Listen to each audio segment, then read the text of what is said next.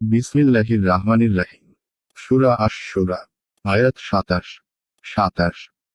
আল্লাহ তার বান্দাদেরকে জীবনোপকরণের প্রাচুর্য দিলে তারা পৃথিবীতে অবশ্যই বিপর্যয় সৃষ্টি করত, কিন্তু তিনি তার ইচ্ছা মতো সঠিক পরিমাণেই দিয়ে থাকেন।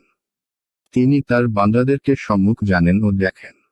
আয়াতের তাফসীর: আল্লাহ তার সকল দাসকে রুজিতে প্রাচুর্য দিলে তারা পৃথিবীতে বিপর্যয় সৃষ্টি করত। কিন্তু তিনি যে পরিমাণ ইচ্ছা সে পরিমাণই দিয়ে থাকেন। তিনি তার দাসদেরকে সম্মুখ জানেন এবং দেখেন।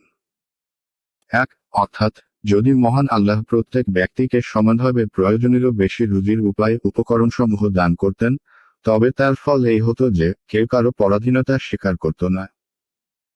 প্রত্যেক ব্যক্তি ফিতনা, ফাসাদ সৃষ্টি এবং সীমালঙ্ঘন করার ব্যাপারে অন্যের থেকে এক ধাপ এগিয়ে থাকত, আর এইভাবে পৃথিবীর বিপর্যয়ে ভরে যেত।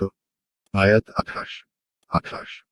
তারা যখন হতাশাগ্রস্ত হয়ে পড়ে তখনই তিনি বৃষ্টি বর্ষণ করেন এবং তার করুণা বিস্তার করেন।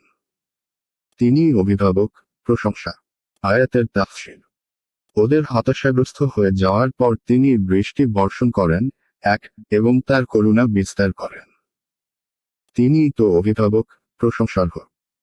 2. যা বিভিন্ন প্রকারের রুজি উৎপাদনের ব্যাপারে সর্বাধিক উপকারী এবং অতীব গুরুত্বপূর্ণ। এই বৃষ্টি যখন হতাশার পর হয়, তখনই এই নিয়ামতের প্রতি সঠিক অনুভূতির সৃষ্টি হয়।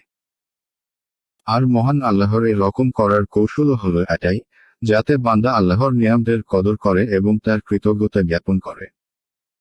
2. তিনি সমস্ত কৃতিত্বের মালিক। তিনি তার নেক বান্দাদের আহারের ব্যবস্থা করেন, সর্বপ্রকার উপকারী জিনিস দানে ধন্য করেন, যাবতীয় অনিষ্টকর এবং ক্ষতিকর জিনিস হতে তাদেরকে হেফাজত করেন। তিনি তার অসংখ্য নিয়ামত এবং সীমাহীন অনুগ্রহের দরুন প্রশংসা পাওয়ার যোগ্য।